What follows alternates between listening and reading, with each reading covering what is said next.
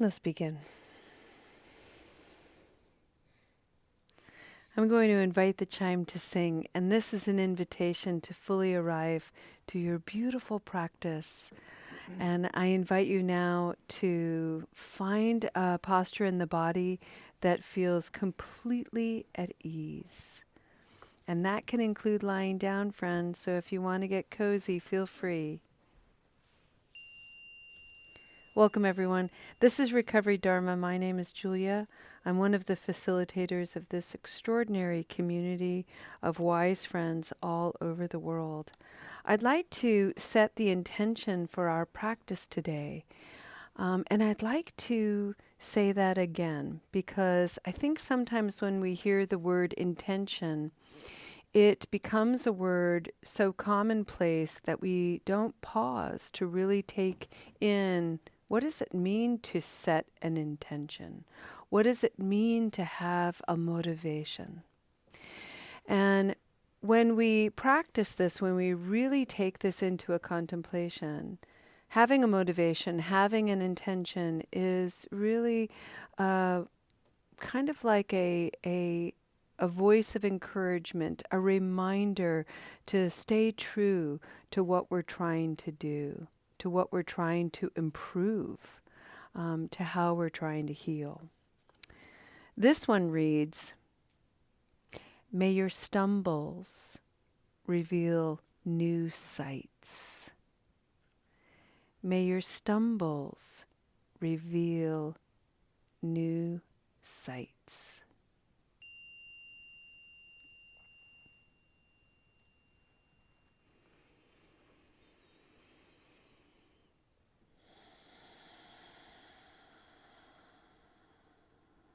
Take a moment, friends, and just breathe. If you feel comfortable closing your eyes, you can. You can also keep your eyes wide open. If you're struggling to feel like you can't really settle down in the mind or the heart, sometimes having your eyes open so that you can look around and take in the sights, it can help calm the mind. So if that's you today, just look around wherever it is that you're sitting. See if you can notice beauty, color, texture.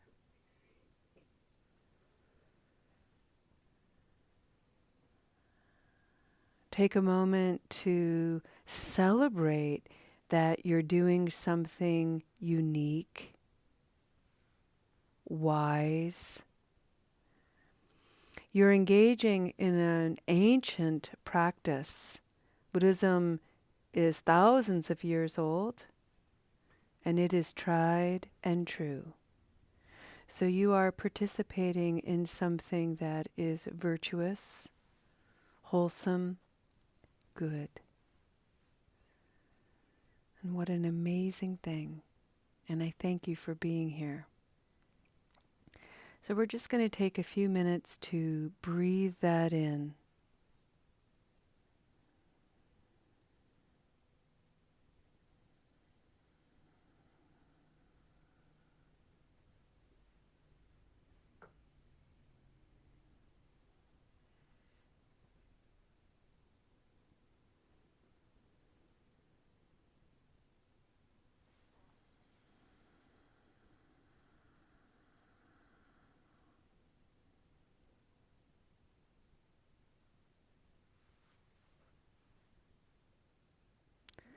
On Wednesdays, friends, we read from this book called The Guide to the Bodhisattva's Way of Life.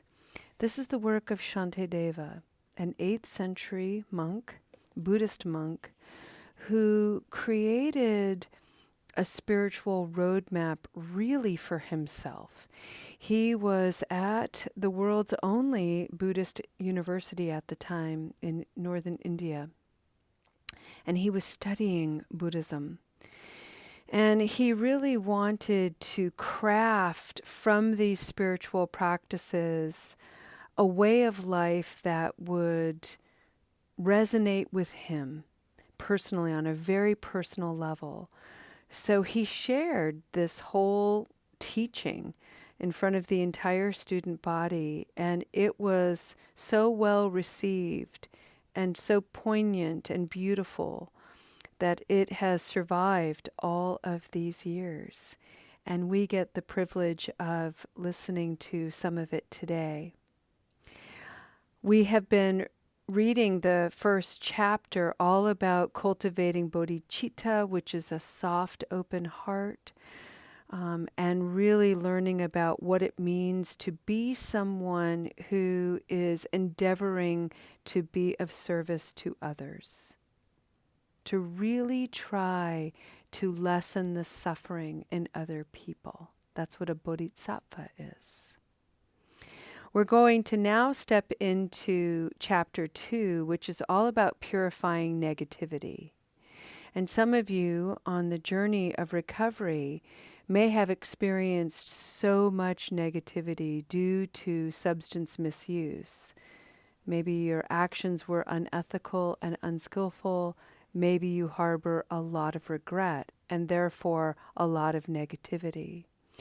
Purifying negativity simply means understanding it so well that you don't engage in that behavior anymore. And you transform that understanding so it becomes a motivation to do better, to actually do good, and to maybe even be of service to those who are who you were or who you were like in your past. Last time we read the first 6 verses of chapter 2, and this was all about Shantideva's way of offering to the world, basically, to his higher power, Buddhas and Bodhisattvas. You could call it your higher power, you could call it God, you could call it yourself, you could call it the divine life, the universe, whatever you want to call it. It's that aspect of life that simply fills you with awe, where you stand before it and you feel humbled, you feel encouraged, you feel hopeful maybe. And what he talked about in those first 6 verses was just making offerings. Offerings like, all the clear water in the world I offer, all the delicious fruits and food, all the beautiful things I offer, as a way of showing my respect and reverence. Today, we're just going to read 3 more verses, and I'd like to share them with you now. This is verse 7, 8, and 9. And remember, friends, this is the language stemming from the 8th century.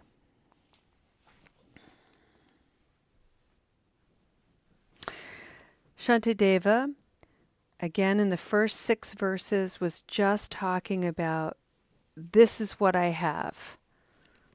I don't have much, but this is what I have to offer. And so he continues, lacking merit, I am destitute, he writes, and have nothing else that I can offer. Therefore, O protectors who think of the welfare of others, please accept these for my sake. Eternally I will offer all my bodies to the Buddhas and Bodhisattvas. Out of respect, I will become your servant. Please accept me, O supreme heroes. Being completely under your care, I will benefit living beings with no fear of samsara. I will purify my previous evils, and in future I will commit no more. So what I'd like to do is offer my interpretation of what this speaks to me. I want to remind everybody I am not an expert on Shantideva. I am not a scholar. I am just a regular person who is fascinated by this work and a spiritual practitioner.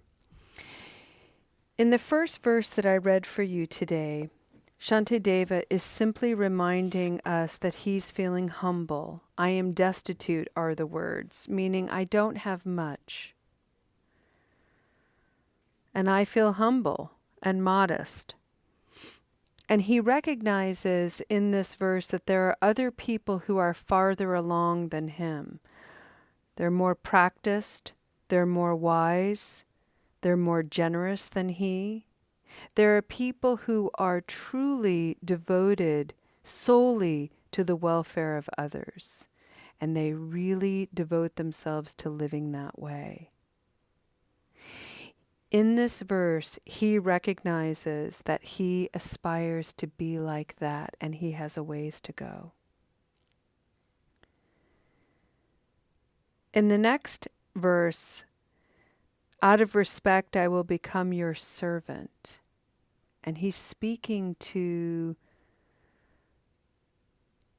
who's the your in this? I will become your servant. He's referring to the Buddhas and the Bodhisattvas of the past and of the present.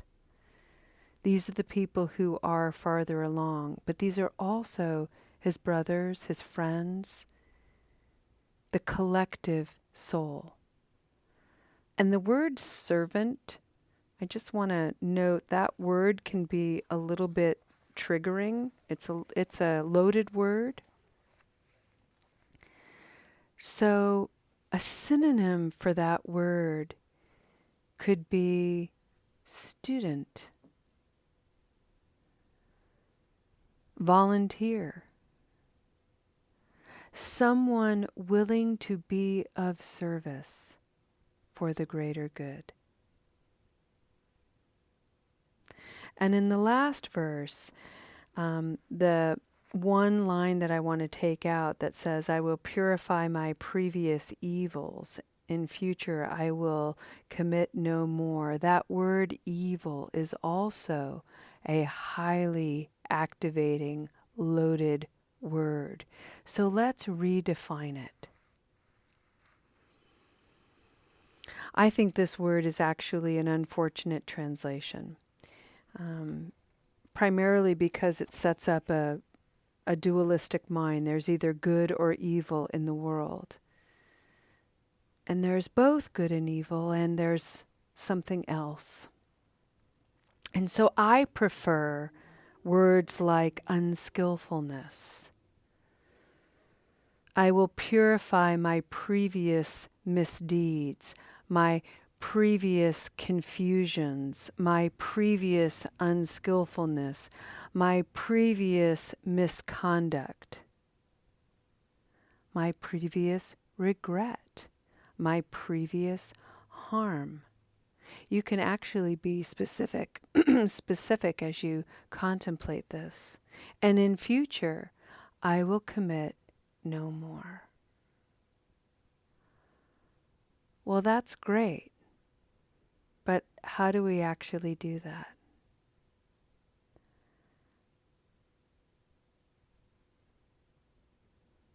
And that's the contemplation for today.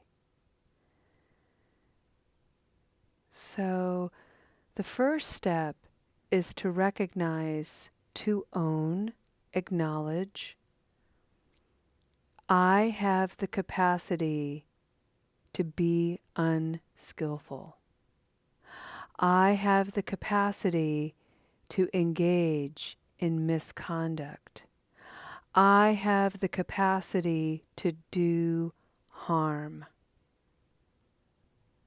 There's no judgment here. It's simply recognizing as a human being, I have the capacity to do all of those things. Why? Because I'm immature, I'm confused, I may be using substances so my brain isn't working properly. There are lots of reasons for that. But that doesn't mean that I'm a terrible person and I lack the capacity to change. It simply recognizes I have the capacity when I'm suffering with ignorance, immaturity, confusion, a brain that's disordered, and so on. I have the capacity to do harm.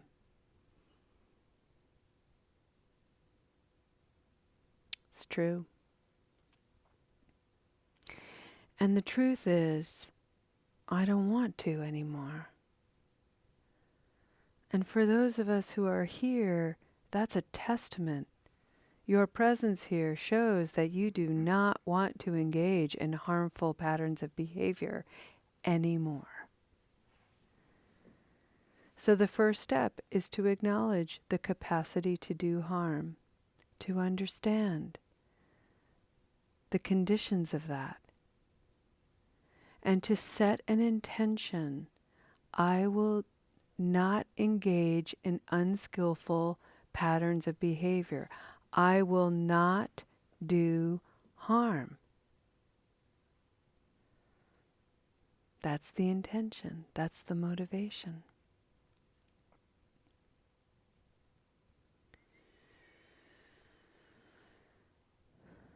And I wish it was that simple. But it isn't. So we have to look at the conditions of our lives. What are the things that happen to us that draw us to be unskillful? What are the conditions in our lives that encourage us to engage with wiser choices and options? And understanding those conditions empowers us to really water those seeds. So when we see that we are engaging in conditions that are good for us, that's motivating. And we understand them, and we work with them, and we surround our lives with that. And so that we continue on paths of non-harming. But if we stay clueless about the conditions in our lives, we may still have good intentions, but we're easily persuaded. We're easily taken away from that good intention and engage in familiar habit energy, because we haven't taken the time to fully understand the conditions. Yesterday, we heard a wonderful slogan, a wonderful phrase that is, we've all heard it, which is, the road to hell is paved with good intentions. And the wise friend who shared that in community yesterday heard that at a really youthful age, a primary age, and so they took that in as factual, not being encouraged to question it or be curious about it. And it is a true statement. The road to hell is paved with good intentions. Absolutely true. And not the whole truth.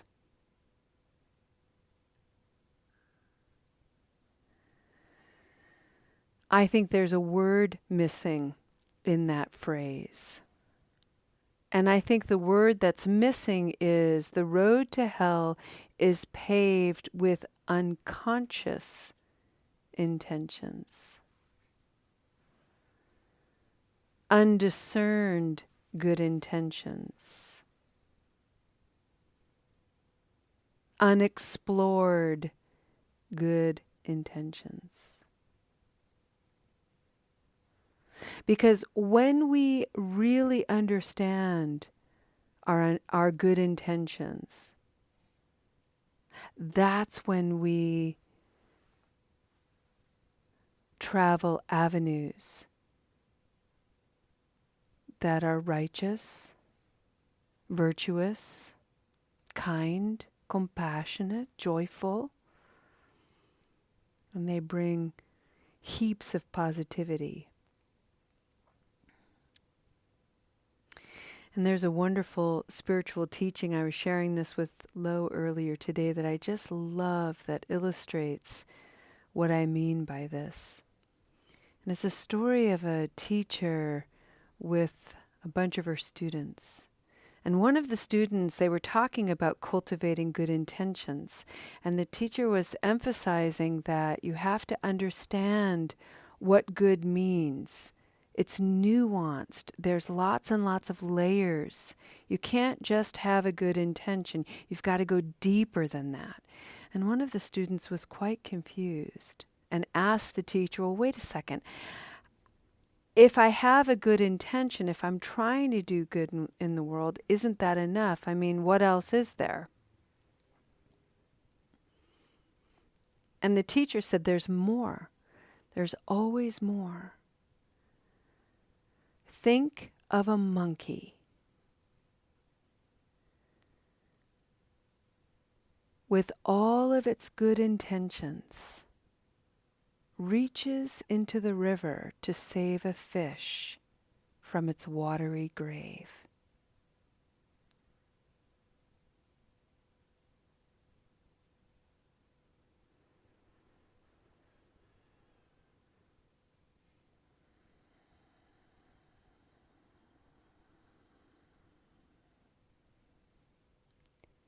Having a good intention, friends, isn't a bad thing. It's when our intentions, good or bad, are unconscious that leads us to various hell realms. And what we're endeavoring to do here is to bring forward insight, to be curious about our intentions and our motivations. Am I doing this good thing because I want praise and attention? Am I doing this good thing and I really haven't understood the conditions? Am I doing this good thing to serve someone else, but really I'm serving myself? And what we're doing here is we're not judging ourselves for any of these actions because we have the capacity to do all of them. It's simply allowing ourselves to observe. There are many times where we are going to be of service to someone and it's going to be helpful to someone else and ourselves. And that's a good thing. But if we're solely being of service to someone because we're hoping to get something out of it, that's transactional. And that kind of puts a little taint on the good work, on the virtuous work. So it's worth looking at. Why do I need praise? Why do I need the attention? What if I get criticized or blamed? How am I going to react?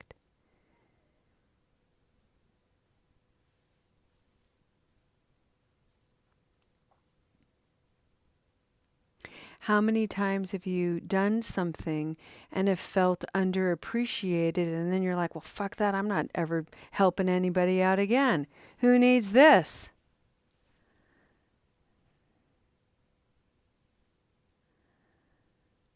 Having a good intention, a conscious, insightful, compassionate intention is enough. What you get out of it is the healing that occurred to enable you to engage in such a way. Think of the monkey reaching into a river to save a fish from its watery grave. Don't be the monkey. Wake up to your precious life. It is a wonder. You are a wonder. And you're worth sharing with each other, with your families and communities, your goodness, your inherent good hearts. We need you in this world. So let's take a moment of silence to just breathe this in. And when we're done, I'll invite the chime to sing.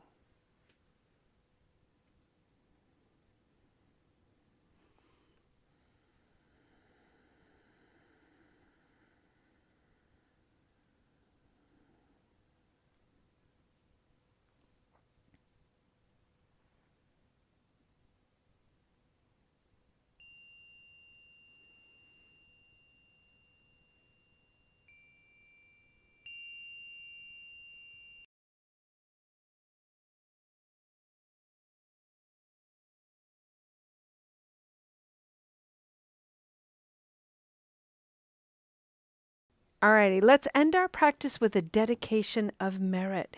In a Buddhist practice, we begin our practice by setting an intention. What's your motivation for being here? What's your intention for being here? And then recognizing that being here is an incredible thing.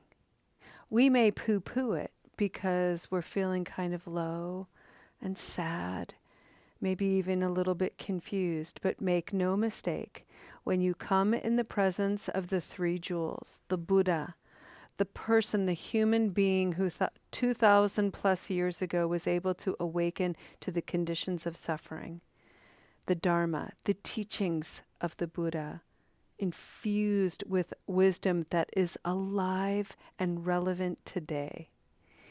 When you come into the third jewel, which is the community of wise friends, all of us here today, the only thing generated here is goodness, beauty, and light. That is such positive merit that we are invited to take into the mind, into the heart fully, so that what radiates out from us is also good, beautiful, and light. So we dedicate this practice. And I invite you to take a moment and close your eyes.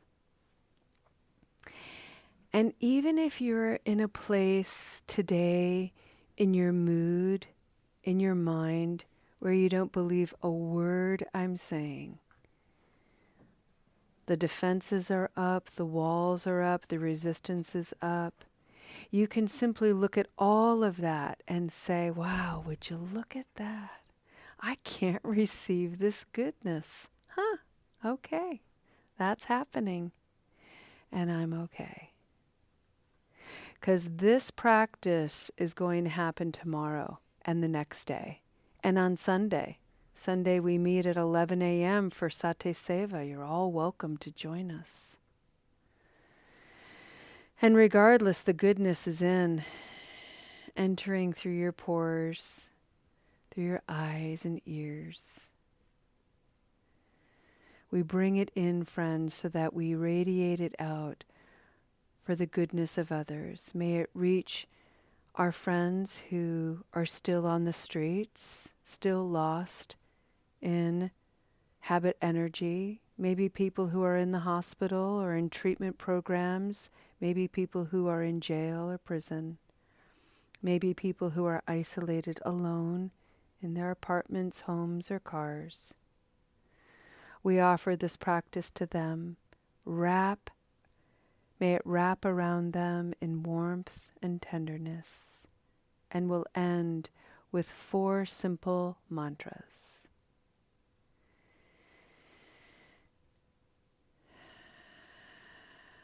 May you be at peace. May you be safe and strong. May you feel protected.